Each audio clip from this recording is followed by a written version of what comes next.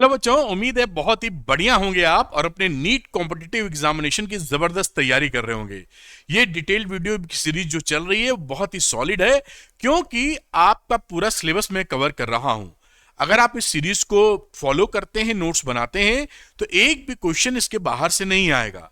ये video lecture NEET की preparation के लिए सफिशिएंट है, इसके बाहर से आपको कुछ नहीं पढ़ना। और ये जो वीडियो है वो स्पेशली डिजाइंड फॉर नीट है, ना ये 12th की बच्चों के लिए है, ना ये जेई के बच्चों के लिए है। ये केवल आपके लिए है। इस दिमाग से, इस डायरेक्शन से ये वीडियो बनाए गए हैं, तो आपको बहुत इससे मदद मिलने वाली है। आज हम लोग इस कड़ी में पहुंच गए हैं चैप्टर नंबर 16 पर, कैलोरीमेट्री एंड हीट ट्रांसफर या हीट ट्रांसफर। तो इस चैप्टर में मैंने इसको 4 पार्ट में डिवाइड किया है। आज हम लोग पहले पार्ट का डिस्कशन करेंगे। इसके पहले के चैप्टर के वीडियोस देखने के लिए मैं लिंक लगा रहा हूं डिस्क्रिप्शन में, क्लिक करके आप देख लीजिएगा। जब वीडियो को आप लाइन से सीक्वेंस में पढ़ते हैं तो फिजिक्स और आसान लगती है, और मेरी पूरी कोशिश इस बात पे रहती है कि फिजिक्स सरल भाषा में आपको पढ़ाई जाए और आप उतने ही नंबर लाएं जितने बायो में लाते हैं। आप इस चीज को मानेंगे नहीं, लेकिन थोड़ा सा प्यार देंगे फिजिक्स को मेरे साथ, आसान भाषा के साथ, तो वैसे ही परफॉर्म करेंगे और दिल्ली एम्स पहुंच जाएंगे। क्योंकि दिल्ली एम्स पहुंचना है तो आपको मालूम है 700 से नीचे तो कोई गुंजाइश बनेगी ही नहीं आपकी। समझ गए होंगे 720 में। चलिए बात को स्टार्ट कर लेते हैं। तो ये रहा साहब चैप्टर 16 का पार्ट नंबर 1। और हाँ, वीडियो के अंत में जो आज मैं पढ़ा रहा हूं, मैं 3 क्वेश्चन चैलेंज देता हूं, जिससे आप ये समझ सकते हैं कि आज जो सर ने पढ़ाया है उसी पर बेस्ड वो 3 क्वेश्चन है। क्या मुझसे वो निकल रहे हैं कि नहीं निकल रहे हैं तो पोस्ट कीजिए आंसर, और नहीं निकल रहे हैं तो वीडियो को रेफर कीजिए कि कहां चूक गए हैं सीखना या समझना, जिससे आपकी पढ़ाई या दिमाग प्रोसेस करे इंफॉर्मेशन को और आपका नीट में सिलेक्शन के लिए पक्की बात हो जाए। तो आज जो हम लोग बात करेंगे पार्ट 1 में heat capacity, molar heat capacity, CP and CV, calorimetry, इन बातों को मैं डिस्कस करूंगा। कुछ बच्चे चाहते हैं कि जो मैं यहां पढ़ा रहा हूं उसका एनोटेशंस के साथ, लिखावट के साथ आपको पीडीएफ मिल जाएगा, कोई दिक्कत नहीं है। आपको Arvind academy NEET Telegram channel join कर लेना है और वहां पर आपको चीजें प्राप्त हो जाएंगी। लिंक दिया है डिस्क्रिप्शन के अंदर। कुछ बच्चे मुझसे पढ़ना चाहते हैं तो ये अरविंद एकेडमी ऐप है, इसका भी लिंक डिस्क्रिप्शन में है, क्लिक करके डाउनलोड कर लें। स्टोर सेक्शन में चेक करें, आपके लिए कई सपोर्टिव मटेरियल मिलेंगे जो नीट में सिलेक्शन के लिए आपको सपोर्ट करेंगे और आपका डॉक्टर बनने का सपना पूरा करा सकते हैं। तो अरविंद एकेडमी ऐप को डाउनलोड कर लीजिए और स्टोर सेक्शन में जाकर वो मटेरियल चेक कर सकते हैं। चलिए बात को स्टार्ट कर लेते हैं, जिस लिए ये वीडियो बन रहा है। तो ये वीडियो चालू हो जाता है कैलोरीमेट्री हीट ट्रांसफर के ऊपर। हम जानते हैं अपनी डेली लाइफ में, हम मान लीजिए गरम गरम चाय का प्याला सामने आ गया, उसको छू लिया तो आपको गर्माहट महसूस होती है, या जैसे पैन बोलते हैं या भगोना बोलते हैं, चाय बनाने के लिए चढ़ाया और ऊपर टच करेंगे तो गर्म लगेगा। वहीं आप कोल्ड ड्रिंक को जब छुएंगे, चिल्ड कोल्ड ड्रिंक को, तो वो ठंडी लगती है। तो कुछ चीजें गर्म होती हैं, कुछ चीजें आप ठंडी महसूस करते हैं। तो ये क्यों महसूस करते हैं, इसमें हीट का रोल क्या है, इसमें टेम्परेचर का रोल क्या है, इस बारे में हम डिस्कशन करेंगे। और कैलोरीमेट्री, एक हमने टर्म पढ़ा था थर्मोमेट्री, पढ़ चुके हैं हम लोग। थर्मोमेट्री क्या होता है, टेम्परेचर का मेजरमेंट। कैलोरीमेट्री क्या होता है, हीट का मेजरमेंट। तो फिजिक्स की वो ब्रांच या वो टेक्निक जो हीट का मेजरमेंट करती है उसको कैलोरीमेट्री बोलते हैं। तो बिल्कुल कंफ्यूज नहीं होना, बड़ा सरल है। और आप ये भी जानते हैं कि हीट कहां से कहां फ्लो होती है, ज्यादा टेम्परेचर से कम टेम्परेचर की तरफ। तो ये भी पकड़ के रखिए, तो आपको मालूम ही है, वैसे मैंने बस आपको याद दिला दिया है कि ज्यादा टेम्परेचर से, मतलब टेम्परेचर ये डिसाइड करता है कि हीट फ्लो होने का डायरेक्शन क्या होने वाला है। ज्यादा टेम्परेचर से कम टेम्परेचर की तरफ हीट फ्लो करेगी। तो टेम्परेचर एक मार्कर है, हीट एनर्जी है। आहा, मजा आ गया। आगे की बात हम लोग करते हैं। अब यहां पर आप देखेंगे कि हमारे आजू बाजू जो भी चीजें हैं वो सब या तो हीट एब्जॉर्ब कर रही हैं या हीट रिलीज कर रही हैं। अब टेम्परेचर और हीट एक एनर्जी है, तो टेम्परेचर के डिफरेंस की वजह से जो एनर्जी एब्जॉर्ब होती है या रिलीज होती है उसी को हम हीट बोलते हैं। बस इतनी सी बात है। तो यहां पर देखिए मेंशन है कि among वेरियस बॉडीज और system on account of temperature difference, यानी टेम्परेचर डिफरेंस की वजह से जो आपके एनर्जी का एक्सचेंज होता है उसे ही हम बोलते हैं हीट। ये हीट का मामला है। हीट एक स्केलर क्वांटिटी है, ध्यान रखिएगा, कोई वेक्टर क्वांटिटी नहीं है, कोई डायरेक्शन इसकी नहीं होती, और इसकी कई यूनिट्स हैं। एसआई सिस्टम में बात करेंगे तो जूल हमारी यूनिट है। प्रैक्टिकल यूनिट्स की बात करें तो अर्ग है कैलोरी बीटीयू। अब यहां पर 1 जूल है 10 की पावर 7 अर्ग। अर्ग सीजीएस सिस्टम की यूनिट हो गई। 1 कैलोरी 4.18 जूल, आप जानते ही, काफी यूज किया होगा आपने। 1 बीटीयू है 252 कैलोरी 1055 जूल। ये इसलिए कि आपको ध्यान रहे। एंड कैलोरीमेट्री के बारे में हम बता चुके हैं कि वो नपाही करता है, कितना हीट का मेजरमेंट करने के काम आएगा। तो ये कहानी इसकी है। अब आगे की चर्चा शुरू होती है कि हीट कैपेसिटी क्या है। बहुत ही सरल बातें हैं। देखिए, कोई बॉडी ले लीजिए आप, मैंने एक बॉडी ले ली, मान लीजिए मेटल ले लिया, कोई बॉडी ले ली, मेटल ले लिया सपोज करिए, ठोस सॉलिड। अब इसका टेम्परेचर ना 1 डिग्री सेंटीग्रेड बढ़ाने की चेष्टा करिए आप। तो 1 डिग्री सेंटीग्रेड बढ़ाने के लिए आप इसको क्या करेंगे, हीट देंगे। तो आपने 1 डिग्री सेंटीग्रेड बढ़ाने के लिए इसको कुछ हीट दी, जितनी हीट दी है वही इसकी हीट कैपेसिटी है, बस। अच्छा, यह भी ध्यान रखिए कि 1 डिग्री सेंटीग्रेड जो डिफरेंस होता है डिग्री सेंटीग्रेड में, वो केल्विन के डिफरेंस के बराबर होता है। अगर हम कह दें कि 2 केल्विन किसी का टेम्परेचर बढ़ा है तो मतलब 2 डिग्री डिफरेंस 2 डिग्री से बढ़ा है, ठीक।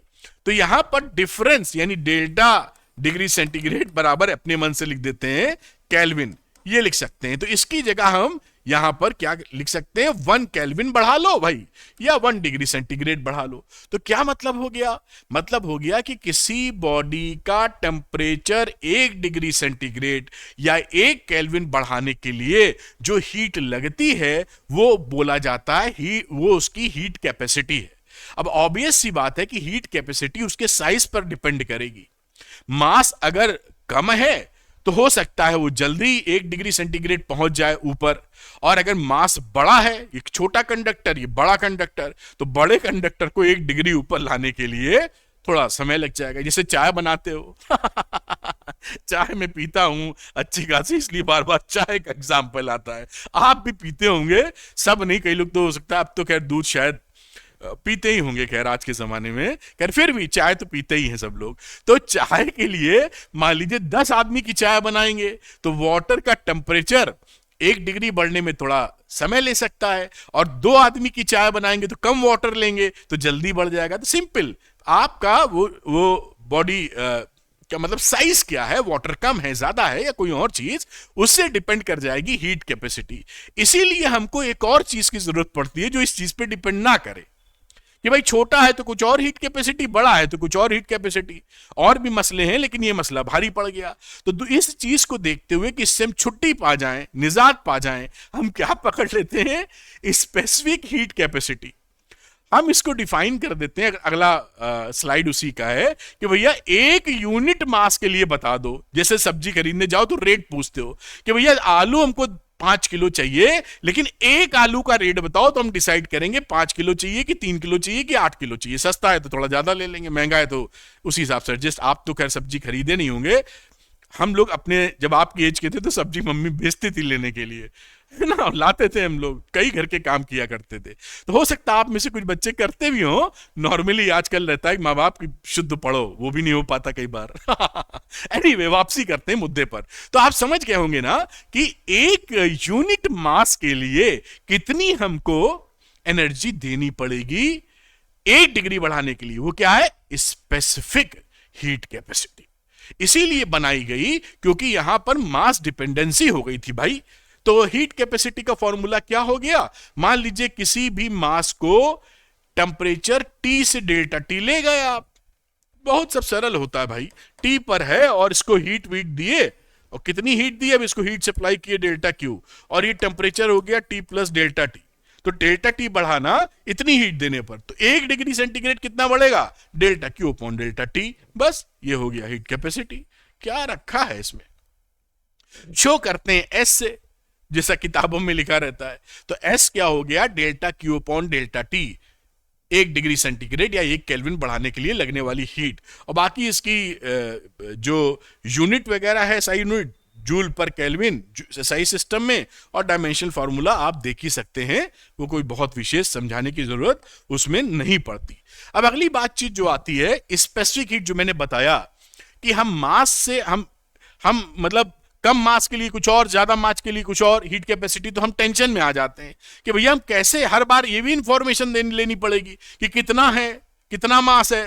तो इससे बढ़िया है रेट वाली सिचुएशन ले आओ, एक मास, एक यूनिट मास के लिए बताओ। तो एक यूनिट मास के लिए मामला क्या हो जाएगा, स्पेसिफिक हीट कैपेसिटी। तो कुछ नहीं करना, स्पेसिफिक हीट कैपेसिटी को स्मॉल c से दिखा रहे हैं। ये था, देखिए, delta Q upon delta T क्या था, हीट कैपेसिटी, कुछ भी मास हो, इसको m से डिवाइड कर दो तो एक के लिए आ जाएगा। ये देखिए इसमें क्या रखा है, खत्म। तो आपका एक यूनिट मास के लिए जितनी हीट चाहिए उसको बोलो स्पेसिफिक हीट कैपेसिटी। अब रेट मिल गया, 1 किलो आलू का रेट, 1 किलो लौकी का रेट, अब जितना मन हो अपना डिसाइड करो, महंगा है सस्ता हो, खरीद डालो 2-4 किलो जो तुम्हारे मन में आ रहा है। बिल्कुल एकदम आपको घर वाली भाषा हम समझा रहे हैं, फिजिक्स में यही लगता ही है, फिजिक्स है ही ऐसी। बस आपको टीचर ऐसा चाहिए जो एकदम सरल तरीके से पढ़ा दे, मजा आ जाएगा आपको, यही जरूरी है। Correlation with your daily life, वापसी करते हैं, आप समझ पाए होंगे। तो एक यूनिट मास को कितनी हीट दें कि वो 1 डिग्री सेंटीग्रेड या 1 केल्विन से उसका टेम्परेचर बढ़ जावे, उसी हीट को हम बोलते हैं स्पेसिफिक हीट कैपेसिटी। तो आप समझ गए, जैसे मैंने लिखा C है, what is C here, specific heat capacity. बस कुछ नहीं करना भाई, थोड़ा मैं खींच के लिखता हूं, संभाले रहिएगा, आप भी डॉक्टर बनने के बाद खींच के ही लिखेंगे। तो ये रही C equal to 1/m delta Q by delta T। तो ये मामला आप समझ गए, इसकी फिर लिखी हुई है, देखिए। अब यहां पे हीट, अगर इसको Q ले लो तो Q का मतलब हो गया, इसको मल्टीप्लाई करते MC डेल्टा T। तो ये फॉर्मूला बड़े काम का है, देखिए, delta Q is equal to MC delta T। अब ये क्या बताने लगता है, ये हमको ये बताने लगता है कि किसी भी बॉडी का टेम्परेचर डेल्टा T से अगर राइज करना है तो कितनी हीट सप्लाई करनी होगी, ये इस फॉर्मूले से निकाल लोगे। उसका मास पता होना चाहिए, उसकी स्पेसिफिक हीट कैपेसिटी पता होना चाहिए जो किसी से दिखाई गई है, और कितना टेम्परेचर डिफरेंस आप बढ़ाना या घटाना चाहते हैं। बढ़ाना चाहते हैं तो हीट दीजिए नॉर्मली, और घटाना चाहते हैं तो हीट वापस लीजिए। ये कहानी है। और डिफरेंशियल फॉर्म में लिख देते हैं, C equal to 1/m delta Q upon delta T को dQ अपॉन dt मेंशन कर देते हैं। डेल्टा Q की जगह जब भी dQ आता है, इसका मतलब है चेंज बहुत छोटा है, सिंपल सी बात, और कुछ नहीं। और यहां अगर ये मान लीजिए C वेरी कर रहा है, C वेरी करने का मतलब होता है क्या, कि C डिफरेंट टेम्परेचर पर एक ही मटेरियल के लिए वेरी कर सकता है। वैसे तो एक मटेरियल के लिए सेम होता है। क्या कहने का मेरा मतलब है, ये बता रहा हूं। मान लीजिए एक मटेरियल लिया है और इसका 100 डिग्री सेंटीग्रेड से आप टेम्परेचर 101 डिग्री सेंटीग्रेड ले जा रहे हैं, और वहां एनर्जी लगी सपोज 2 जूल की। तो आप ऐसी उम्मीद करेंगे कि जब भी 1 डिग्री सेंटीग्रेड बढ़ाएंगे 2 जूल एनर्जी खर्चा करेंगे। लेकिन अब क्या हो जाएगा, मान लो ये पहुंच गया 300 डिग्री सेंटीग्रेड। अब आप चाहते हैं 301 डिग्री सेंटीग्रेड इसका टेम्परेचर को राइज करना, तो हो सकता है यहां पर 3 जूल की डिमांड कर ले ये। तो ये देखो चेंज हो गया ना, 1 डिग्री चेंज के लिए 2 जूल, यही तो C होता था स्पेसिफिक हीट यूनिट मास के लिए। अगर हम यूनिट मास ले लें तो इसका यूनिट मास लिख दिया m1, और इसके लिए ये टेम्परेचर वेरी, ये एनर्जी वेरी कर गई। ये बोल रहे हैं कि अगर C वेरी करने लगे, क्योंकि अलग अलग टेम्परेचर पर ये अलग अलग हो सकता है, टेम्परेचर पर डिपेंड करता है C। ज्यादा टेम्परेचर पे 1 डिग्री बढ़ा रहे होंगे तो चीजें बदल सकती हैं। तो उस सिचुएशन में हम इंटीग्रेट करते हैं, देखिए m और C क्योंकि कांस्टेंट नहीं रहा, बदल रहा टेम्परेचर से, तो T1 to T2 C dt, कुछ भी दिक्कत नहीं है। MC डेल्टा T को MC डेल्टा T लिखा क्योंकि दोनों बदलाव ले रहे हैं, मास कांस्टेंट है, इंटीग्रेशन लगा दिया जोड़ने के लिए। बहुत सा आसान है, एक एक चीज पकड़ लेंगे आप। चलिए कुछ स्पेशल पॉइंट्स, इंपॉर्टेंट पॉइंट्स ध्यान रखते हैं स्पेसिफिक हीट कैपेसिटी के लिए बेटा। तो देखिए important points, the specific heat capacity of water is approximately 1 calorie पर ग्राम पर डिग्री सेंटीग्रेड। तो सीजीएस सिस्टम में बात करें या ग्राम में बात करें तो वाटर, ये याद रखना क्योंकि ये दिया नहीं जाता, माना जाता, आपको मालूम है फिगर 1 कैलोरी पर ग्राम पर डिग्री सेंटीग्रेड। दूसरी बात करें, specific heat capacity is constant for a particular material. Particular material के लिए स्पेसिफिक हीट कैपेसिटी कांस्टेंट होती है, लेकिन पीछे चर्चा की थी कि टेम्परेचर वगैरह अगर बढ़ा दोगे तो ये वेरी करती, तो ये चीज को ध्यान रखना है। ये डिपेंड करती है टेम्परेचर पे भी। एक चीज के लिए, एक मटेरियल के लिए तो कांस्टेंट है, लेकिन अलग अलग टेम्परेचर पर अलग अलग हो सकती है। If a substance is going under a change of state which takes place at constant temperature. Constant temperature की बात लॉ ऑफ थर्मोडायनेमिक्स में देखी थी, जब आइसोथर्मल स्टेट चेंज होता है। आइसोथर्मल बोलते ही इसे हैं जहां पर टेम्परेचर ना बदले। तो जो फॉर्मूला था, देखिए यहां पर डेल्टा टी इक्वल टू 0 हो जाएगा, क्योंकि टेम्परेचर कांस्टेंट है, बदल ही नहीं रहा है। तो यहां सी की वैल्यू क्या हुई, delta Q upon M delta T, और डेल्टा टी की वैल्यू 0 रख दी आपने तो इन्फिनिटी हो गया। तो ये बात याद कर लो, आपसे पूछा जाए आइसोथर्मल प्रोसेस में या कांस्टेंट टेम्परेचर पर आपकी स्पेसिफिक हीट कैपेसिटी कितनी है, इन्फिनिटी। बस ऐसे आपके सवाल पूछ लेते, सीधे सीधे बिना कैलकुलेशन करके आंसर रख दो। तो दूसरा है, जब डेल्टा क्यू 0 होगा, यहां कहीं लिखा होगा, if the temperature of the body changes without transfer of heat, मतलब डेल्टा क्यू की वैल्यू 0 है। तो लॉ ऑफ थर्मोडायनेमिक्स में आपने पढ़ा था, इसको बोलते थे एडियाबैटिक एक्सपेंशन या कंप्रेशन। ठीक है, एडियाबैटिक यानी हीट का एक्सचेंज नहीं हो रहा है। उस समय आप इसमें डेल्टा क्यू 0 रख दो तो आपको सी 0 मिल गया, यानी एडियाबैटिक प्रोसेस में या जहां पर हीट का एक्सचेंज नहीं हो रहा है उस प्रोसेस में सी की वैल्यू 0 आएगी, स्पेसिफिक हीट कैपेसिटी 0 होगी। ये इसलिए कि यही क्वेश्चन ही बन जाएगा कि in case of adiabatic process what is the specific heat capacity. अब आप नहीं पता तो गड़बड़। तो specific heat of a substance can be negative, specific heat capacity negative भी हो सकती है। और specific heat of a substance depends on temperature, जैसे मैंने बात किया कि वो टेम्परेचर पे डिपेंड करती है, किस तरह का मटेरियल है, लोहा है, कॉपर है, एल्युमिनियम है और कुछ है, of the body, state of the substance, वो सॉलिड है, लिक्विड है, गैस है, वहां भी चीजें बदलेंगी। पानी का ही ले लीजिए तो पानी के मामले में बदल सकता है, बर्फ जब बना हो, क्योंकि पानी तीनों फॉर्म में रहता है, वेपर फॉर्म में भी रहता है, आइस भी बनता है, लिक्विड तो रहता ही रहता है। तो ये सब बातें डिपेंड कर सकती हैं। ये बात आप कम से कम अपने जहन में, दिमाग में कहीं पर रख लें। कुछ इंपॉर्टेंट पॉइंट और देख लेते हैं। देखिए जो वाटर होता है ना, उसका अगर मैं किलोग्राम में बात करें तो 4200 जूल पर किलोग्राम पर डिग्री सेंटीग्रेड इसका स्पेसिफिक हीट कैपेसिटी होता है। और ग्राम में तो 1 कैलोरी ग्राम, ये सीजीएस में यूनिट हो गई, ये कैलोरी ग्राम में। कैलोरी ग्राम में 1 कैलोरी पर ग्राम पर डिग्री सेंटीग्रेड, और एसआई सिस्टम में 4200 जूल पर किलोग्राम पर डिग्री सेंटीग्रेड।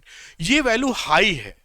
अगर हाई है तो टेम्परेचर, पानी जल्दी गर्म भी नहीं होगा और जल्दी ठंडा भी नहीं होगा, क्योंकि एस ज्यादा है इसका, जिसकी आप समझ रहे हैं ना, ये एस का मतलब सी यहां बोल रहे हैं, एम सी स्मॉल सी है ये डेल्टा टी। तो अगर ये सी ज्यादा है तो डेल्टा क्यू की ज्यादा डिमांड करेगा, तभी तो बढ़ेगा। तो पानी में एक विशेष गुण होता है, वो जल्दी गर्म नहीं होता, थोड़ा सा ज्यादा हीट खाता है, काफी हीट खाता है, और जब ठंडा करो तो जल्दी से ठंडा नहीं होता, क्योंकि उसकी स्पेसिफिक हीट कैपेसिटी ज्यादा होती है। इसीलिए आपने देखा होगा कि जो ये सेंकने वाले बैग आते हैं ना, वार्म बैग्स बोल लीजिए, यहां लिखा होगा वर्ड हॉट वाटर बैग्स, सही वर्ड ये है इंग्लिश का, हॉट वाटर बैग्स। आप देखते होंगे मिलते हैं कभी, कुछ आदमी या लेडीज कहीं दर्द होता है तो डॉक्टर साहब बताते हैं, घुटने उठने हैं या पेट वेट जहां भी उनको लगता होगा, पानी भर लेते हैं उसमें, हॉट वाटर बैग में पानी भर के, और सिकाई करते हैं। क्योंकि पानी को जब गर्म कर लो, सिकाई करो, तो फट से ठंडा नहीं होता वो, it will take certain time. तो जब तक वो ठंडा होगा, 15-20 मिनट 25 मिनट लेगा, तब तक आपकी सिकाई हो जाएगी। या पानी हर जगह मुहैया है, नल से खोला भर लिया, मतलब गर्म करके हो गया काम सेट। ये फायदा इसका रहता है, समझ पा रहे हो। इसीलिए वो जल्दी गर्म भी नहीं होगा, जल्दी ठंडा भी नहीं होगा। तो ये, और गाड़ियों में भी कूलेंट के तौर पे पानी यूज किया जाता है, क्योंकि जब उसको हीट देते हैं तो जल्दी से खौलता नहीं है, वो झेल लेता है, मतलब ज्यादा हीट चाहिए। और एक दूसरा रीजन जो लिखा है, जो हम बता भी देना चाहते हैं, आप देखिए समर्स में क्या होता है, गर्मियों में कोस्टल एरिया ले लीजिए, तो ये मान लीजिए समुद्र है, ऐसे ऐसे पानी की दिखा देते हैं, और ये पहाड़ वहाड़ है, कुछ पहाड़ वहाड़ पत्थर लिख देते हैं, स्टोन। तो जब गर्मी पड़ती इन समर डेज में, तो जब हीट पड़ेगी बहुत ज्यादा, सूरज देवता तगड़े रूप में आएंगे, तो ये पानी जल्दी गर्म नहीं होगा, it will take time. Stone भग से गर्म हो जाएगा 5 मिनट में। जैसे आप स्कूटी ले जाती होंगी, ले जाते होंगे या बाइक, और गर्मी में छोड़ दीजिए, 10 मिनट के लिए बैठिए, आहा, ऑमलेट बन जाता है। आप देखे होंगे ना, बिल्कुल चपक जाता है मामला।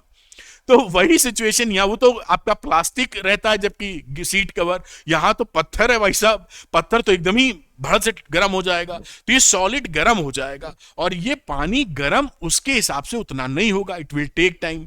तो क्या होगा, यहां पर जो एटमॉस्फेयर है ज्यादा टेम्परेचर की वजह से रेयरर हो जाएगा, हवा रेयरर समझते हैं ना, दूर से ऊपर चली जाएगी, डेंसिटी कम हो जाएगी, और यहां की डेंसिटी ज्यादा है क्योंकि यहां पर गर्मी इसके बनस्पत कम है। तो हवा किधर से किधर चलती, ज्यादा प्रेशर से कम प्रेशर, तो ऐसे हवा चलने लगेगी। ये हवा है, एयर लिख देते हैं, वरना हिंदी में हवा लिखते हैं। तो क्या, क्योंकि ज्यादा प्रेशर से कम प्रेशर, और आपको नदी किनारे या समुद्र के किनारे आपको ठंडी ठंडी हवा महसूस होगी गर्मी के दिनों में। इसी वजह से ये, किसमें लॉजिक क्या था, वही वाला, स्पेसिफिक हीट कैपेसिटी वाटर की ज्यादा होती है। आप समझ गए होंगे, और बाकी और डिस्कशन किए जा सकते हैं, फिर भी ये बात उठी, कहीं पूछ ना लिया जाए तो आप समझ ले, बड़ा आसान है, को रिलेट कर लीजिए पढ़ के। और को रिलेट तो आप अपने जीवन में हर चीज को करते हैं। किसी से झगड़ा हो जाए तो को रिलेट करते मैं बोलूंगी नहीं, या किसी से दोस्ती हो जाए तो ज्यादा साथ रहना चाहते, सब को रिलेशन ही है। तुमने ऐसा किया था कल, आज बात करते हैं, कोरिलेशन, यहां भी कोरिलेशन है, कुछ नहीं है, बहुत सरल। तो ये मामला आप समझ गए होंगे। एक कदम और आगे बढ़ा लेते हैं, इट इज सो सिंपल। अब देखिए अगली कहानी क्या है बच्चों, रिलेशन बिटवीन हीट कैपेसिटी और स्पेसिफिक हीट कैपेसिटी। बहुत ही आसान भाई, कह रहे हैं हीट, स्पेसिफिक हीट कैपेसिटी जो स्मॉल सी लिखा था, और स्पेसिफिक हीट होती है delta Q upon delta T, और स्पेसिफिक हीट पढ़ी थी हमने 1/m delta Q upon delta T. अरे भाई इसकी वैल्यू टपका दो यहां, तो C is equal to 1/m into S, तो value S is equal to CM। बस CM की जगह MC लिखो, आपको ज्यादा याद रहेगा। मतलब उस शब्दों को पकड़ना ठीक है, जो आप भूलते हैं वैसे ही नहीं बिना बताए। तो MC, तो SS is equal to MC। तो MC में क्या हो गया, मास, ये मास है, आप इतना जानते हैं फिर भी क्या लिख दिया, मास, और ये स्पेसिफिक हीट कैपेसिटी है ना बच्चों, और ये हो गया बेटा हीट कैपेसिटी। बिल्कुल सब बहुत सरल है, ये रिलेशन बन गया। S is equal to MC, वैसे भी क्लियर है यार, यहां पर 1 किलोग्राम के लिए, 1 यूनिट के लिए C लगती है एनर्जी, 10 किलो के लिए कितनी लगेगी, 10C है ही क्या उसमें। ये तो रेट है, 1 आलू का रेट C, 10 किलो आलू का रेट 10 इंटू C, यही तो लिखा हुआ है क्या इसमें, कुछ नहीं। लेकिन ऐसे बताया जाता है जैसे बहुत बड़ा भौकाल है, कुछ नहीं, वेरी सिंपल। प्यार से पढ़िए और अपने जीवन से, डेली लाइफ में जो आप करते हैं उससे अटैच करते रहिए, भूलेंगे ही नहीं, सरल हो जाएगा मामला। चलिए एक कदम और आगे बढ़ लेते हैं, देखते हैं कहानी क्या है। ये न्यूमेरिकल आ गए हैं, इनको भी निपटाते, बहुत सिंपल न्यूमेरिकल है। तो when 400 joule of heat are added to 0, ये मास हो गया, ऐसे लिख लिया करो, मैं अलग से नहीं लिख रहा हूं, लिख लेना चाहिए। जिनके न्यूमेरिकल नहीं निकलते मैं लिख देता हूं, चलो जिनके न्यूमेरिकल नहीं निकलते ये डाटा तोड़ तोड़ के पढ़ो। जैसे इतना पढ़ा, when 400 joule of heat are added, तुरंत लिखो डेल्टा क्यू बराबर, शुरुआती दौर में, जब प्रैक्टिस हो जाएगी तो दिमाग पकड़ेगा, जूल टू कितना मास 0.1 kg, 1 तो लिखना भूल ही गए। सैंपल ऑफ मेटल, बड़ी अच्छी बात है भाई, its temperature increases by 20 degree. ये क्या बता रहे हैं कि टेम्परेचर को 20 डिग्री से बढ़ा रहे हैं, लिख लिया शुरुआती में, 25-50 सवाल में प्रैक्टिस बनाने के लिए। What is the specific heat of the metal, अरे बहुत ही आसान, डेल्टा क्यू की वैल्यू होती है एम सी डेल्टा टी। सब कुछ दिया है, सी पूछा है, स्पेसिफिक हीट तो यही होती है, तो ये बाजू में लिख लो, सी पता करना है। अब सी के लिए delta Q upon M delta T. देखिए कितना आसान है। तो एम की वैल्यू कितनी, 0.1 थी शायद, ये 0.1 हो गई। डेल्टा क्यू कितना था, 400 जूल, और डेल्टा टी था 20। इसको सॉल्व कर लीजिए, 200 जूल पर केजी पर डिग्री सेंटीग्रेड। देखो कितना सर, इसमें कुछ है ही नहीं, बच्चों वाला सवाल है, और आप तो हट्टे कट्टे जवान हो गए है ना, इसको प्यार से कर लें आप। अगला कोई हट जाता हूं, कई बच्चे चाहते हैं कि स्क्रीन क्लियर देखे, शायद वो पॉज करके नोट करना चाहते हैं। खैर बढ़िया है, कर लिया होगा, बहुत ही आसान सवाल। एक और न्यूमेरिकल है, इसको भी करेंगे जिससे अंडरस्टैंडिंग बढ़ जाए। 10 किलोवाट, किलोवाट किसकी यूनिट होती है, पावर की। तो ये पावर है किसकी, ड्रिलिंग मशीन की। छेद करने वाली मशीन नहीं होती है, दीवार वाल में छेद करते हैं।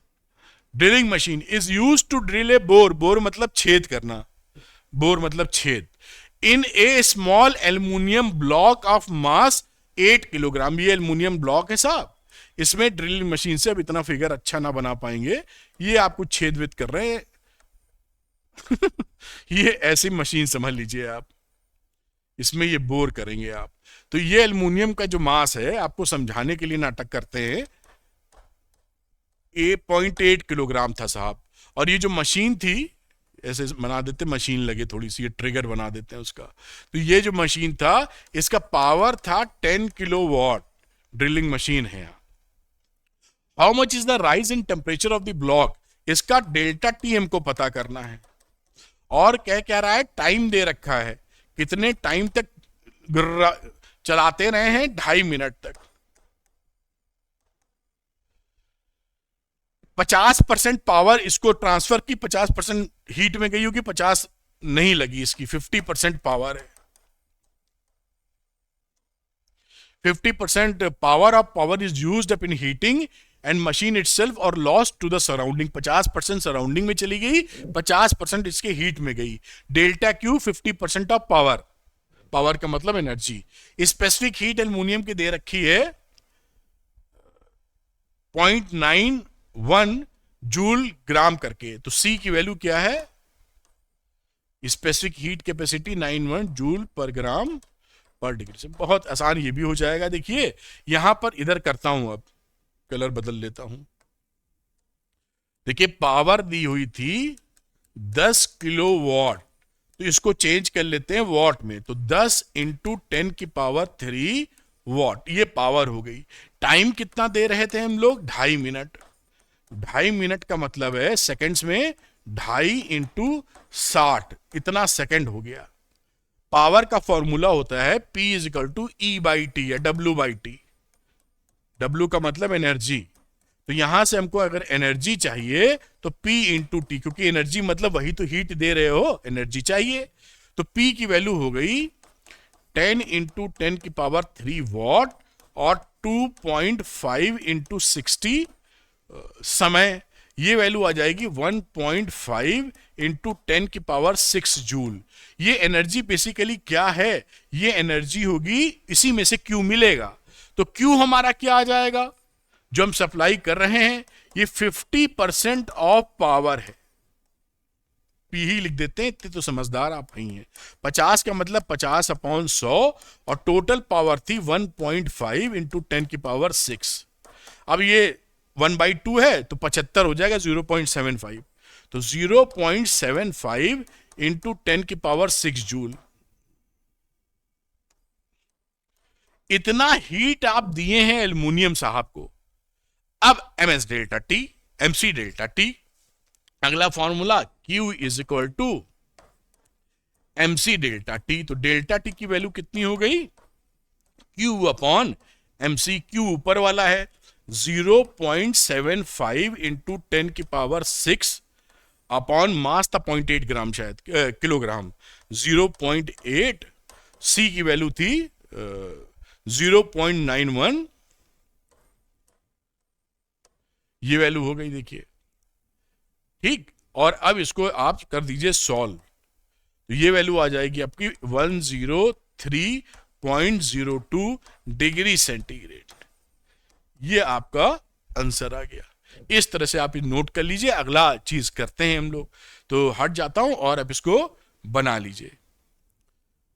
तो उम्मीद है आप इसको कर पाए होंगे। ठीक, अच्छा यहां पर एक चीज रेक्टिफाई कर सकते हैं, इसको यहां पे केजी लिख लीजिए बेटा आप, वरना यहां पे आप सोचोगे कि ये ग्राम में दिया हुआ है और किलोग्राम में कैसे चल रहा है। केजी कर दीजिए जिससे आपको दिक्कत ना लगे। खैर, सवाल करने का प्रोसेस इंपॉर्टेंट है, बाकी फिगर्स तो आप कभी भी पचा लेंगे। तो ये बात हो गई। अब अगली चर्चा होती है जो लॉ ऑफ थर्मोडायनेमिक्स में भी पढ़ चुके हैं। अगर आप थर्मोडायनेमिक्स में हिलते हैं तो मत हिलिए, मेरे लेक्चर देखिए, आपको 100% समझ में आएंगे।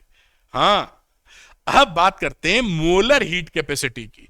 तो molar specific heat capacity, molar heat capacity बोल देते हैं। तो मोलर स्पेसिफिक हीट क्या होती है? एक मोल को बढ़ाने के, 1 डिग्री सेंटीग्रेड टेम्परेचर बढ़ाने के लिए जितना आपका हीट लगने वाला है। तो आप लिख रहे थे हीट कैपेसिटी को, क्या लिख रहे थे? Delta Q upon delta T. और molar heat capacity capital C से दिखाते हैं, इसको नंबर ऑफ मोल से कर दो डिवाइड। ये क्या है? एन, नंबर ऑफ मोल्स, जो भी आप समझते हैं या पकड़ते हैं। बस बात खत्म हो गई। अब यहां पर इस वैल्यू को एस टपका सकते हो, तो सी बराबर 1/n इंटू एस, और ये फॉर्मूला निकल आएगा। क्या लिख दिया ना, हो गया, वही चीज तो लिखी हुई है। ये सी बराबर S by N. Heat capacity को नंबर ऑफ मोल से डिवाइड कर दीजिए, आपको मोलर स्पेसिफिक हीट निकल आएगी। कुछ भी देखिए, मोलर लिखा ही नाम, आप साइंस में पाएंगे अधिकतर चीजें लॉजिकल। किसी के नाम पुष्पा ऐसे ही नहीं रख देते नॉर्मली साइंस में, फिजिक्स में, कि पसंद आ रहा, मम्मी पापा ने इसका नाम रख दिया पुष्पा। पुष्पा का डायलॉग याद होगा। फ्लावर से डर लगता है, फायर से नहीं, पता नहीं यही था शायद। क्या एनीवे, वापसी करते हैं। तो फिजिक्स में कोई भी नामकरण जब रहता है तो नामकरण लॉजिकल बेस पे रहता है। तो इसलिए जब मोलर स्पेसिफिक हीट बोल रहे हैं तो कोशिश यही की गई कि इससे समझ लें सब लोग, वैसे ही साइंस में दिमाग लड़ाना पड़ता है। तो एक मोल बढ़ाने के लिए, एक मोल के लिए जितना हीट लगेगा 1 डिग्री सेंटीग्रेड बढ़ाने के लिए, वो उसकी मोलर स्पेसिफिक हीट हो जाती है। हो गया, बात खत्म है, इसमें क्या है। आगे देखते हैं। अब ये आगे चर्चा करेंगे जो मोलर स्पेसिफिक हीट होती है, ये 2 प्रकार की चर्चा की जाती है, एक कांस्टेंट प्रेशर पे, एक कांस्टेंट टेम्परेचर पर। ये भी हमने लॉ ऑफ थर्मोडायनेमिक्स में देखा है। तो कुछ भी नहीं, सो सिंपल। और भी होती हैं, लेकिन हमारे लिए जो जरूरी है सिलेबस या नीट के लिए, वो चर्चा कर रहे हैं। तो अगर आप सीपी की बात करें, सीपी का मतलब क्या है? Molar specific heat at constant pressure. यहां कई जगह लिखा होगा molar specific heat at constant pressure, उसको बोलते हैं सीपी। तो यहां पर 1 मोल की बात की जाए तो 1 मोल के लिए क्या हो जाएगा? Delta Q upon delta T, P constant, this is for 1 mole of gas. और यहां पर डेल्टा क्यू हो जाएगा delta Q is equal to CP into delta T. अगर एन मोल्स की चर्चा होने लगे तो कितनी हीट चाहिए होगी? 1 के लिए इतनी लगती, एन के लिए मल्टीप्लाई कर दो, तो एन सीपी डेल्टा टी। यानी कहीं भी कांस्टेंट प्रेशर पर हीट आप दे रहे हैं तो डेल्टा क्यू की वैल्यू एनसीपी डेल्टा ई इस्तेमाल कर लेना। कुछ भी इसमें ऐसा है ही नहीं जो आपको अजीब लगे। अब अगली चर्चा करते हैं कांस्टेंट वॉल्यूम के ऊपर। तो molar specific heat at constant volume, बस जहां पे वॉल्यूम ना बदलने दो, यहां भी छपा होगा कहीं, इसको सीवी बोलते हैं। 1 मोल के लिए delta Q upon delta T, V constant है तो delta Q CV into delta T. N moles आ गया तो कितना हीट, इसको एन से मल्टीप्लाई कर दो। ये कहानी हो गई एन मोल्स के लिए delta Q is equal to n CV delta T. नीचे लिखा है कि नॉर्मली आप कम टेम्परेचर रेंज में जब आप सॉलिड को हीट अप करते हैं तो उसका वॉल्यूम लगभग नहीं बदलता है, अप्रॉक्सीमेटली थोड़ा ही बढ़ता है, नहीं बढ़ता लगभग। तो वहां पर सीवी का इस्तेमाल आप कर सकते हैं कि सॉलिड है कोई चीज, वो गर्मा रहे हैं कम प्रेशर रेंज के अंदर, तो वो ज्यादा एक्सपैंड नहीं होती, तो उसका हम कांस्टेंट वॉल्यूम पकड़ लेते हैं। या किसी कंटेनर पे गैस ठूस दिए हैं और फिर गर्म कर रहे हैं, तो भाई कंटेनर के अंदर तो बंद है गैस, तो वॉल्यूम कैसे उसका बढ़ेगा? बढ़ेगा ही नहीं, फंस गई उसके अंदर। आप गरमाते रहो, सीवी लगा देना वहां पर। अब एक साथ सवाल भी आगे कहीं है, बस, है कि नहीं? बहुत, इसमें कोई भी ऐसी बात नहीं है जो आपके लॉजिक से मेल ना खाए। अगली बात करते हैं, relation between specific heat capacity and molar specific heat. तो स्पेसिफिक हीट कैपेसिटी की चर्चा कर रहे थे, स्मॉल सी से पूंछ लगा लेते हैं। स्मॉल सी कैपिटल सी आ सकता है, और सी जब लिख रहे हैं तो ये मोलर स्पेसिफिक हीट है। मोलर स्पेसिफिक हीट, जैसे सी में फर्क कर पाओ, स्मॉल सी कैपिटल सी की बात है, लिखने में दिक्कत हो जाएगी, ऐसे टेल लगा देते हैं। तो इसको आप समझ लीजिए, क्या था बेटा? ये स्पेसिफिक हीट था,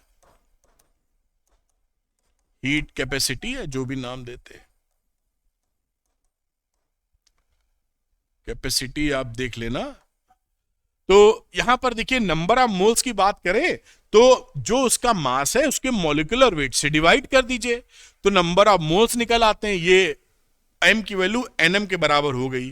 c को आपने लिखा था 1/n, जो डिफिनेशन दी थी मोलर स्पेसिफिक हीट की, वहां पर आप, यहां मैं लिख के दिखाता हूं, c की वैल्यू क्या लिखी थी? Number of moles delta Q upon delta T।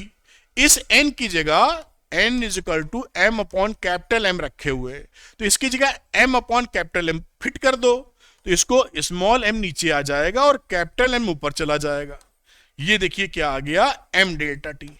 अब इसको पहचानो, ये क्या है? पहचान लिया, स्मॉल c ही तो है ये स्मॉल सी ही तो है स्पेसिफिक हीट कैपेसिटी एक यूनिट के लिए। तो capital C is equal to molecular weight into small C. ये फॉर्मूला निकल आया, कोई भी दिक्कत की बात नहीं है, क्योंकि अब ये भी समझ सकते हो कि जो भी स्पेसिफिक हीट आएगी मॉलिक्यूलर वेट से अगर मल्टीप्लाई कर देंगे तो मोलर स्पेसिफिक हीट आ जाएगी। ये इसका लॉजिक है और ध्यान रखने की बात है, समझ गए? स्पेसिफिक हीट कैपेसिटी को मॉलिक्यूलर वेट से मल्टीप्लाई करते ही मोलर स्पेसिफिक हीट कैपेसिटी बन जाएगी। C is equal to MC, ये छोटा सी है जो मैंने थोड़ा टेल लगा दिया है, बाकी बातें आप जानते हैं जो मैंने आपके सामने बोली हैं, कोई भी परेशानी हो नहीं सकती। खैर, कुछ चर्चा और कर लेते हैं। अब यहां पर फिर वही बात जो शुरू में बताई थी कि अगर डेल्टा Q 0 है, ये कब होता है डेल्टा Q? जब सडन प्रोसेस होता है, एडियाबैटिकली। सडन प्रोसेस कब होता है? आपके साइकिल की ट्यूब से भड़ से हवा निकल गई वो छुच्ची लगी होती है ना बॉडी, उसमें अगर आप खोलिए, ऐसे निकलती है हवा, तो वो झट से निकलती है, उस समय डेल्टा Q की वैल्यू 0 हो जाती है। सडन प्रोसेस हो गया ना, तो हीट एक्सचेंज वातावरण से, सराउंडिंग से नहीं हो पाता है। वो लॉ थर्मोडायनेमिक्स में समझाया भी था। तो डेल्टा Q की वैल्यू उस समय 0 है, तो C कितनी हो जाएगी? डेल्टा Q 0 रख दो तो 0। ये कौन सा प्रोसेस है? Adiabatic process. ऐसे ही अगली बात आइसोथर्मल होगी। अगर हम बहुत ज्यादा स्लो प्रोसेस करा देंगे, धीरे धीरे, तो बाहर सराउंडिंग से हीट का एक्सचेंज पॉसिबल हो जाएगा पूरी तरीके से, टेंपरेचर फॉल नहीं करेगा। तो टेंपरेचर फॉल नहीं करेगा, कांस्टेंट रहेगा, तो डेल्टा Q की वैल्यू क्या रही? 0। आइसोथर्मल प्रोसेस, यहां पर डेल्टा T डालोगे 0 तो इंफिनिटी आ जाएगा। तो ये आइसोथर्मल या एडियाबैटिक, जैसा आप बात पकड़ पाए होंगे, कोई टेंशन की बात नहीं है। अब चलते हैं अगली बातचीत पर। आ गया न्यूमेरिकल, क्योंकि बिना न्यूमेरिकल किए तो लॉजिक पकड़ते हुए भी नहीं पकड़ पाते हैं, दिमाग में फंडा क्लियर नहीं होता है। तो 0.64 gram of oxygen is kept in a rigid container. अब देखिए, रिजिड कंटेनर है, इसके अंदर ऑक्सीजन है, वो कंटेनर खोला नहीं जाएगा अगर, तो वॉल्यूम फिक्स्ड हो गया इसका। कंटेनर के अंदर गैस अब फंस चुकी है, अब आ जाएगी, तो and is heated. Find the amount of heat, यानी delta Q required to raise the temperature from this range, 20 degree centigrade से 30 डिग्री सेंटीग्रेड तक। The molar heat capacity of oxygen at constant volume is 20 joule per kelvin per mole. पर मोल निकालो तो इसके लिए बात समझ में, ये मोल दिया है तो मोल निकालना पड़ेगा। तो मास ऑफ मोल आप निकालना जानते हैं, नंबर ऑफ मोल्स, जो मास होता है ऑक्सीजन जैसे यहां पर, और ये मॉलिक्यूलर वेट,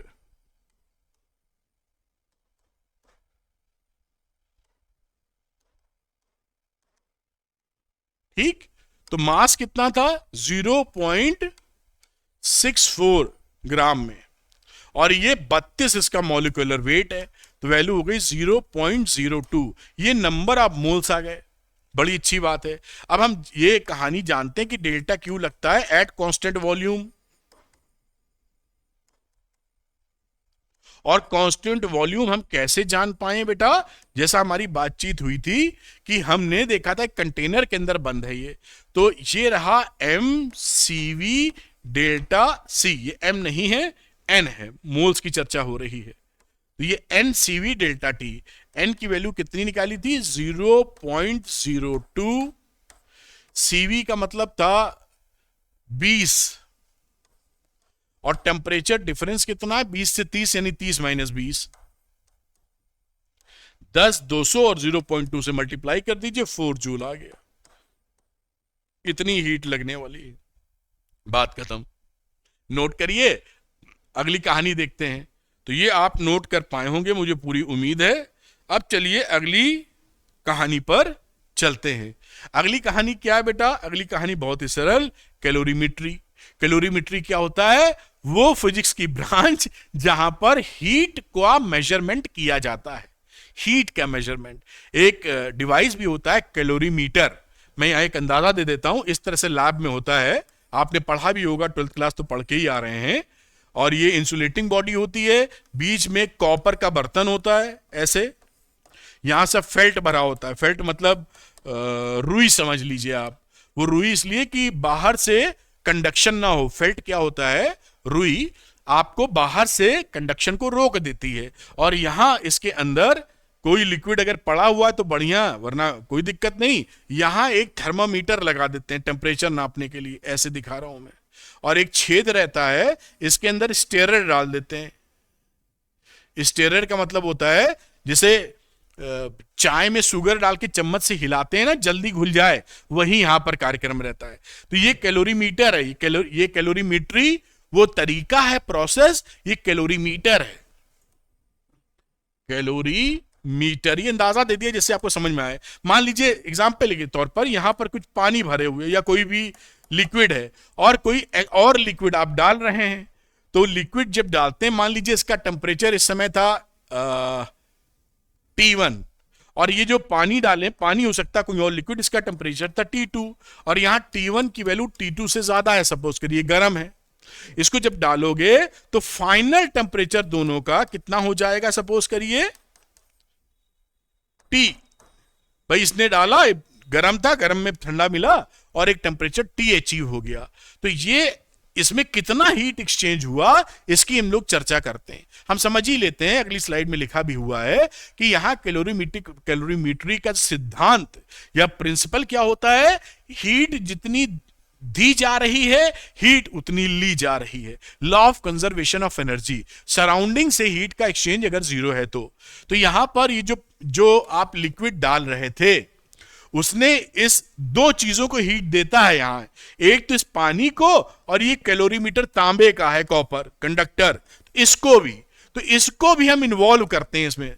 देने वाला कौन है? याला इसका मास मान लो कुछ है, तो M1 ले लेते हैं, तो M1 और इसकी heat capacity, specific heat capacity C1, छोटा सी लिख देते हैं, तो MC1 T1, ये, और T1 नहीं, क्योंकि ये फाइनली T पर पहुंचा है, ठंडा हुआ है, तो T1 माइनस डेल्टा T आता है ना, तो T1 माइनस T, ये क्या हो गया है? इतना हीट दिया है। और लेने वाले कौन कौन से हैं? एक तो दोनों ही पानी लिख दिया हमने, तो चलिए को W डैश लिख देंगे, इसका मास ले लो जो पानी भरा था, M डैश W, और ये जो कॉपर है, समझ लीजिए, लिख देते हैं कॉपर आपको समझाने के लिए C।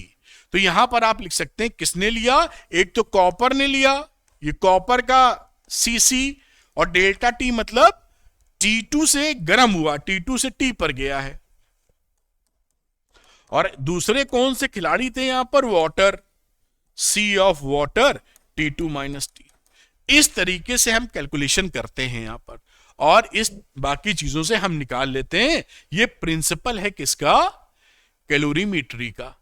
हीट दिया गया है, हीट लेने वाले कौन कौन, दोनों बराबर।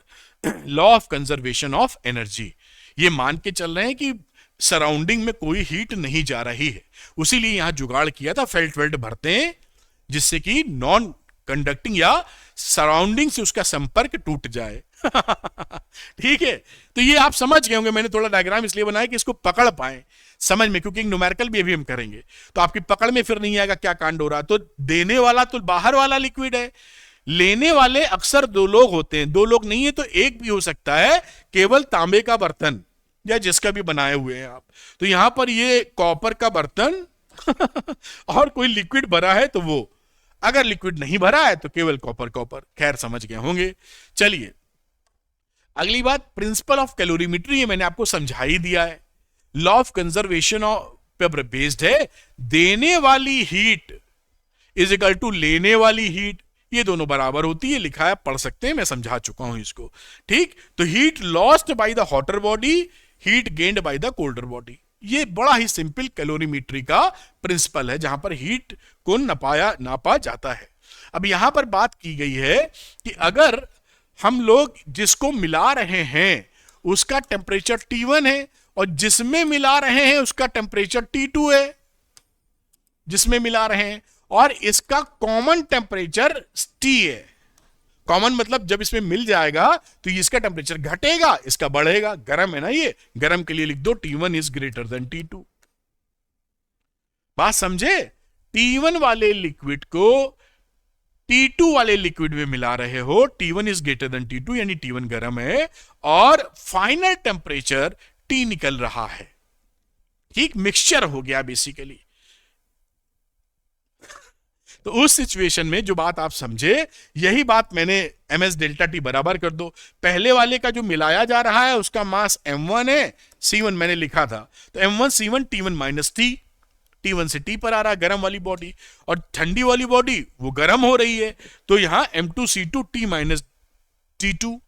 इसको सॉल्व करके T निकाल लीजिए आप, ये T आ गया। इस फॉर्मूले को याद कर लीजिए, इसके ऊपर लिख गया ना, लिखो ऊपर। ये फॉर्मूला इंपॉर्टेंट है। जब दो चीजों का मिक्सचर किया जाएगा डिफरेंट टेम्परेचर और डिफरेंट मासेस पर, तो उसका कॉमन टेम्परेचर इस फॉर्मूले से झट से निकाल सकते हैं। ठीक, वरना ये समय बड़ा कीमती रहता है नीट में। तो ये इस तरीके से याद कर लीजिए, M1 C1 T1 plus M2 C2 T2, M1 C1 plus M2 C2। इसी पर एक न्यूमेरिकल लिया हुआ है जिससे कि चिपक जाए आपके दिमाग में, उसको भी देख लेते हैं, क्या हर्ज है देखने में। तो अगला न्यूमेरिकल सिंपल इसी पर based, 10 gram of water at 70 degree centigrade. तो इसको लिख लीजिए, M1 की वैल्यू कितनी है, 10 ग्राम, और T1 इसका क्या है बेटा, 70 डिग्री सेंटीग्रेड। मिक्स कर रहे हैं 5 ग्राम वाटर से, M2 है 5 ग्राम, इसका टेम्परेचर है भाई साहब 30 डिग्री सेंटीग्रेड। दोनों को मिक्स कर रहे हैं। Find the temperature of the mixture, formula भी देखा था, जो कॉमन टेम्परेचर होता है वो M1 C1 T1 plus M2 C2 T2 upon M1 C1 plus M2 C2, ये वाला फॉर्मूला। खेल खत्म। अब यहां पे भिड़ा दीजिए सारी वैल्यूज। M1 की वैल्यू क्या, अब यहां से देखिए, क्योंकि जो वाटर की ही मिक्सिंग है वाटर में, तो यहां C1 बराबर C2, क्योंकि दोनों ही पानी है ना। तो यहां से C1 C2 है तो C1 C2 कट जाएगा। जैसे आप यहां लिख दीजिए इसको C, तो लिख देंगे M1 CT1 plus M2 CT2 upon M1 C plus M2 C common ले लिया, M1 T1 plus M2 T2 upon C common M1 plus M2, ये C कट गया। अब ये जगह इधर है तो मैं इधर ले आता हूं आपको, यहां इनकी वैल्यू रख देते हैं। तो T कॉमन टेम्परेचर बेटा क्या आया, M1 T1, तो M1 कितना था, 10 था शायद, 10 इंटू 70, और दूसरा कितना है 5 इंटू 30, और नीचे वैल्यू क्या आ गई, M1 प्लस M2, 10 प्लस 5 यानी 15। अब इसको सॉल्व कर लीजिए, 850 अपॉन 15 यानी 56.67 डिग्री सेंटीग्रेड। ये आपका आंसर आ गया। देखिए इसमें कोई भी आपको परेशानी नहीं हुई। मैं हट जाता हूं, इसको नोट कर लीजिए। देखिए कोई टेंशन की बात नहीं है, बिल्कुल सीधा सीधा मामला है, आप इसको नोट कर पाए होंगे। चलते हैं अगला एक न्यूमेरिकल और देख लेते हैं, जिससे हमारी पकड़ थोड़ी और बेहतर ढंग से मजबूत हो जाए। Liquid A and B are at 30 degree 20 degree when mixed in equal masses, दोनों का मास बराबर है। The temperature of the mixture is found to be 26, temperature 26 degree है common temperature. Find the ratio of their specific heat capacities. अब वो formula common temperature वाला भी लगा सकते हैं और ms डेल्टा टी भी कहानी कर सकते हैं। भाई देने वाली लीड बराबर लेने वाली हीट, तो मैं देने वाली बराबर लेने वाली लगा रहा हूं, तो heat lost by A is equal to heat gained by B। तो MCA 30 से ये पहुंच गया है 26,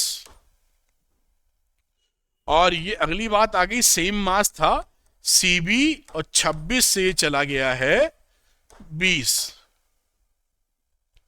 आप चाहे तो मिक्सचर वाले में भी ये जो फॉर्मूला था ना, कोई समस्या नहीं होती है, इसमें भी मास कॉमन कर दीजिए और मटेरियल एक होगा, C1 C2 अलग है, C1 C2 दिया है तो पकड़िए, वरना देख लेंगे। तो यह इसको लगा के भी निकल आएगा, और ये निकला तो इसी से है, तो इसको हमने बराबर लगा दिया। M देखिए कट गया। अब यहां ये आसानी पड़ रही है इसलिए मैंने इसको पकड़ लिया, CA अपॉन CB।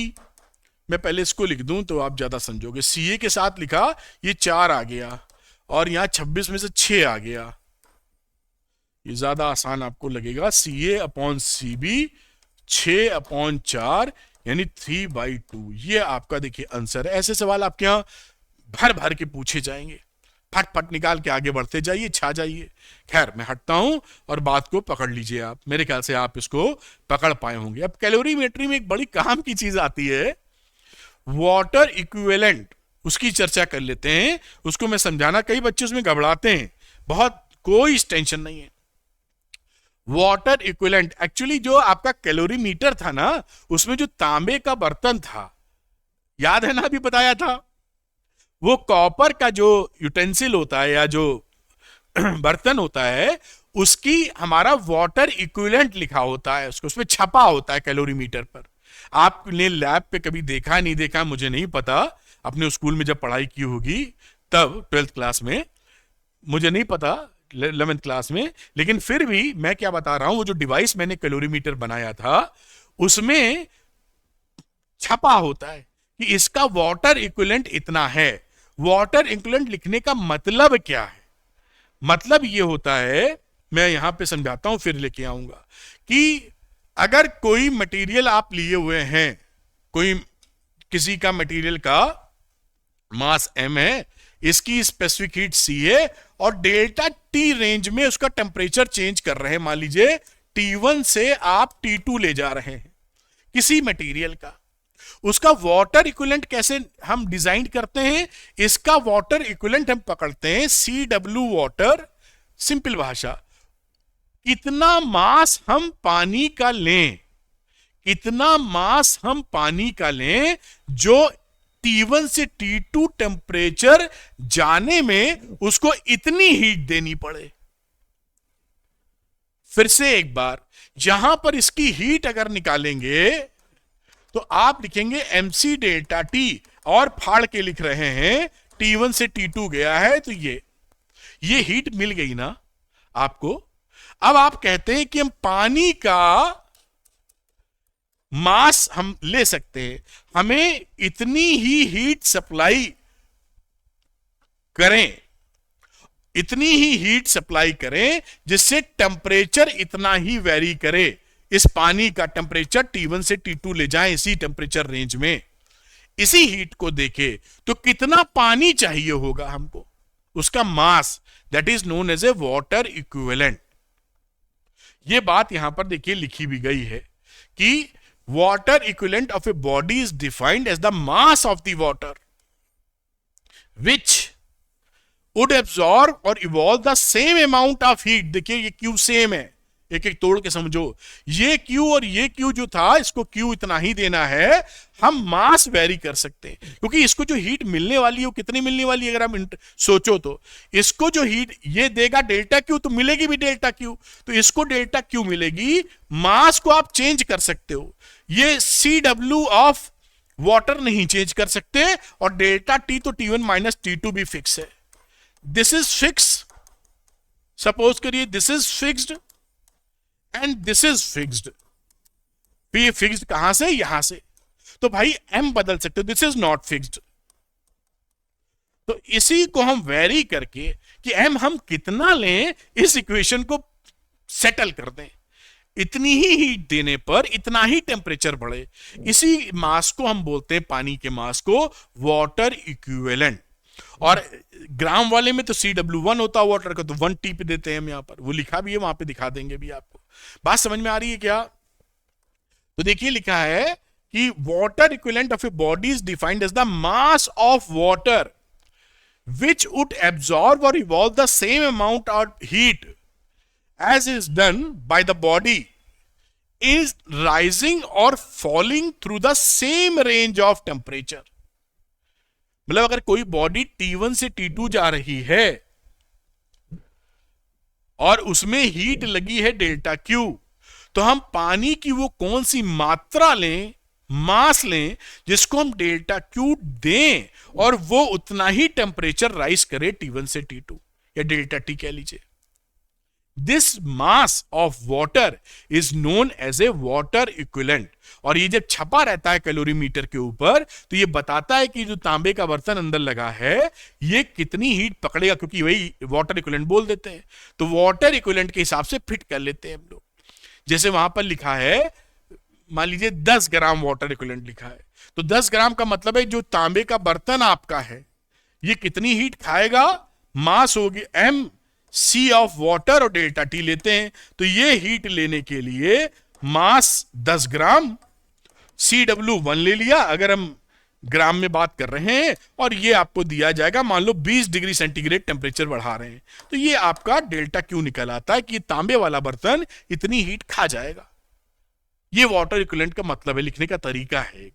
मैंने कोशिश की समझाने की, इसे पकड़ पाई। ये कैलोरीमीटर के ऊपर छप के आता है, पहले से मालूम होता है। ठीक, तो रेंज समझ गए। अब देखिए m mass of the body, ये मास ऑफ द बॉडी का मतलब इस चर्चा को अंजाम दे रहे हैं। तो ये मास ऑफ द बॉडी m है, स्पेसिफिक हीट उसकी C है, और डेल्टा T या delta theta rise in temperature है। तो ये भाई साहब इतना हीट देने के लिए तैयार है, MC डेल्टा T या MC डेल्टा थीटा। लेगा कौन? वाटर। तो वाटर की कहानी में Q ये लेने वाला, वाटर का मास को W लिख दिया है, और इसका 1 होता है ग्राम में, कैलोरी ग्राम में, तो इसलिए इसको 1 लिख दे क्योंकि सी वाटर 1 है, और डेल्टा थीटा वही राइज चाहिए। इन दोनों इक्वेशन को इक्वेट कर दो, क्योंकि देने वाला लेने वाला बराबर, तो MC delta theta is equal to W into 1 into delta theta. Delta theta cut गया, W बराबर MC आ गया। तो ये जो मास इक्विवेलेंट ऑफ वाटर है ये MC के बराबर है। M क्या है? उस मटेरियल का मास। C क्या है? Specific heat capacity of that material. तो mass into specific heat capacity ये वाटर इक्विवेलेंट है, और नॉर्मली ये ग्राम में लिखा जाता है, तो उससे आप समझ जाते हैं। जैसे मैंने बताया कहीं ग्राम लिखा है तो वाटर का हिसाब किताब बना के आप लिख सकते हैं। उम्मीद है ये बात पकड़ पाए होंगे। यहां पर अगर ये वाटर कैलोरीमेट्री का लिखा 10 ग्राम वाटर इक्विवेलेंट है, तो ऐसे कितनी हीट ये लेता है ये आप लिख देंगे। यहां पर कुछ इंपॉर्टेंट बातें देख लेते हैं।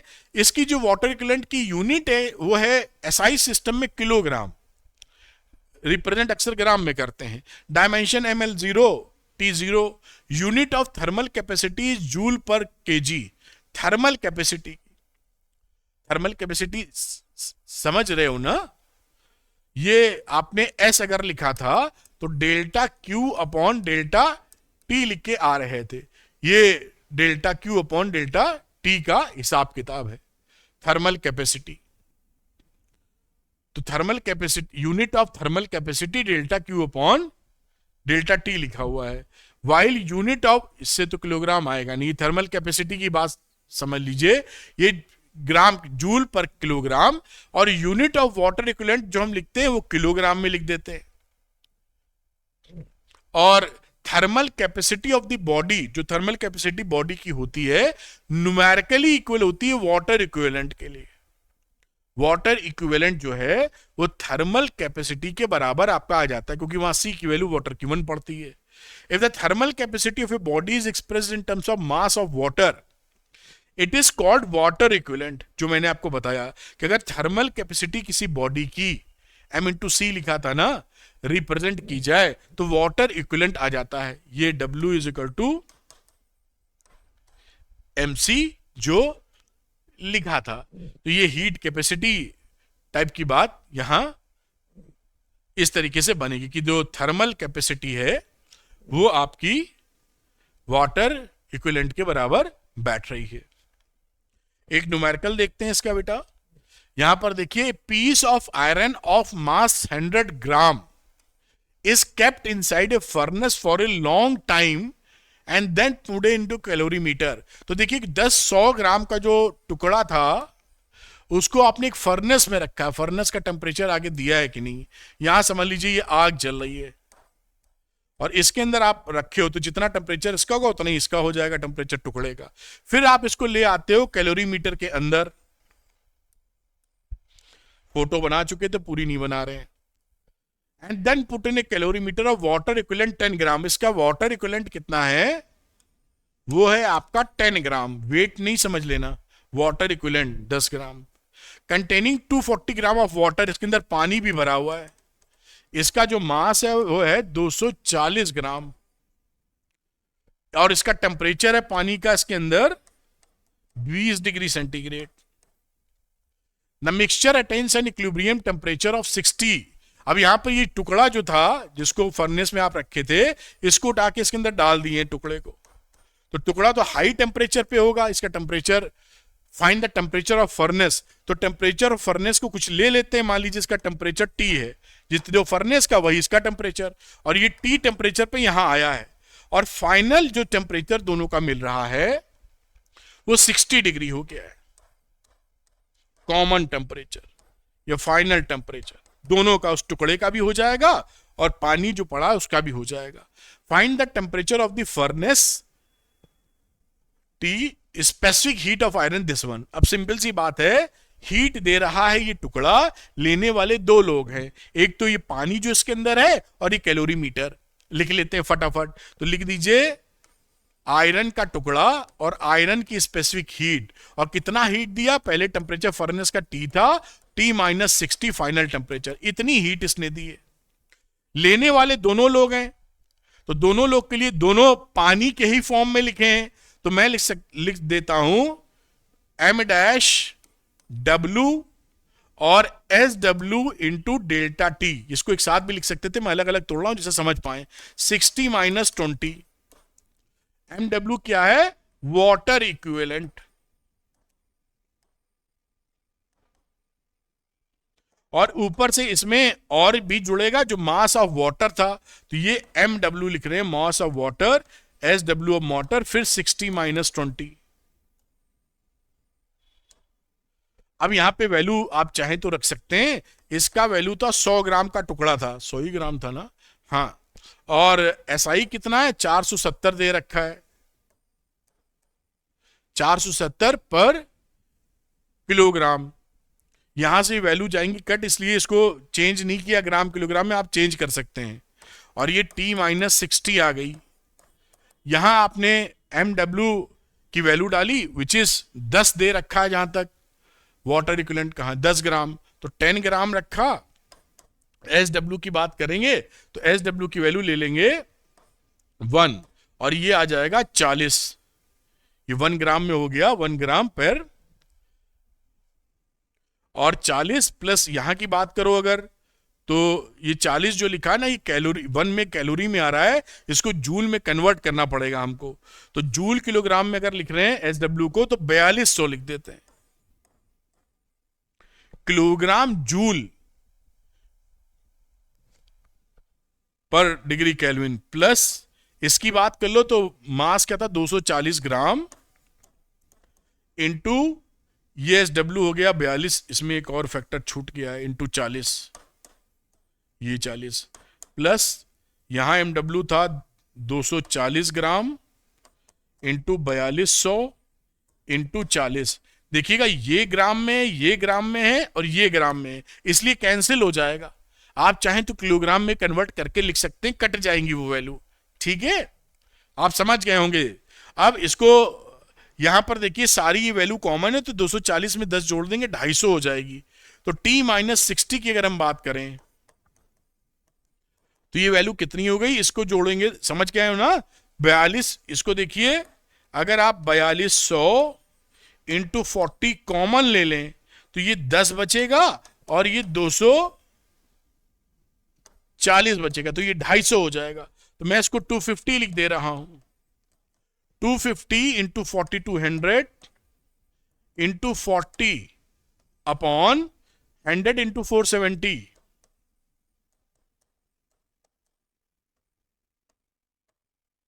इसको अब आप सॉल्व कर लीजिए, आ जाएगा 893.6। तो t कितना आ जाएगा, 60 इसमें जोड़ देंगे 893 में, तो 953.6 डिग्री सेंटीग्रेड। ये आपका आंसर आ गया। देखिए इस तरह से ये करेंगे तो कैलोरीमेट्री में दो चीजें ध्यान रखनी होती हैं जो आप ध्यान जरूर समझ पाए होंगे। एक तो ये मटेरियल जो आप रखें कॉपर का नॉर्मली रहता है, ये कितना हीट ले लेगा, ये वाटर इक्विवेलेंट से पता चलता है। वाटर इक्विवेलेंट का मतलब क्या, ये मैंने पूरा कोशिश किया आपको बताने के लिए। आप इसको नोट कर सकते हैं, मैं हट जाता हूं, इसको आप यहां पर नोट कर लें। मेरे ख्याल से आप इसको नोट कर पाए होंगे। चलिए एक कदम और आगे बढ़ाते हैं। अब समय हो गया है 3 क्वेश्चन चैलेंज का। तो जो आपने पढ़ाई मैंने आपको पढ़वाई है उसके बेसिस पर इन क्वेश्चंस को अटेम्प्ट कीजिए और इसका आंसर पोस्ट कीजिए। जैसे लिखा है, post your answers in comment section. For answers join Arvind academy NEET Telegram channel. इसका डिटेल्ड एक्सप्लेनेशन वाला आंसर मैं Arvind academy NEET Telegram channel पे पोस्ट कर दूंगा, लेकिन उससे पहले आप अटेम्प्ट कीजिए। निकल जाता है तो बहुत सुंदर बात, कहीं नहीं निकलता है तो उस पॉइंट को रिफर कीजिए जो मैंने पढ़ाया है कि भाई इसमें क्या चीज में चूक गई या चूक गया, पकड़ लीजिए उसको जिससे आपको आ जाए, और कुछ थोड़ी है। तो मैं पहला ये क्वेश्चन आपके सामने मैं हटता हूं 5 सेकंड के लिए, आप इसको पकड़िए और आंसर देने का प्रयास कीजिए। 5 सेकंड के लिए आपको मौका देते हैं जिससे कि आप उसको पॉज करके नोट कर सके। 5 सेकंड हो गए होंगे। अगले क्वेश्चन की बात करते हैं बेटा। ये अगला क्वेश्चन है, यहां भी आप 5 सेकंड ले लीजिए बेटा, जिससे आप को पॉज करने में परेशानी का सामना ना करना पड़े। ये चैलेंज नंबर 3 और ये चैलेंज एक्सेप्ट कीजिए अगर आप सिलेक्शन चाहते हैं, नहीं तो आप वीडियो देखें और आपको आया ना आया पता कैसे चलेगा। तो इस तरीके से इसको भी आप उम्मीद है कर पाए होंगे और आप इसको पोस्ट कीजिए। तो अगर आप ये चाहते हैं कि आपको फिजिक्स आसान भाषा में समझ में आए, वीडियो लेक्चर देखने के बाद न्यूमेरिकल निकलने लगे, तो झट से अरविंद एकेडमी नीट चैनल को सब्सक्राइब कर लीजिए फॉर टॉप क्वालिटी कंटेंट। अगर ये वीडियो पसंद आया है तो आप लाइक और शेयर तो करिएगा, और पसंद आया है तो आप अरविंद एकेडमी नीट चैनल को तो सब्सक्राइब करेंगे ही। इसका पीडीएफ लेने के लिए Arvind academy NEET Telegram channel को ज्वाइन कर सकते हैं, जिसका लिंक मैंने डिस्क्रिप्शन में दिया है। Thank you very much, wish you all the best.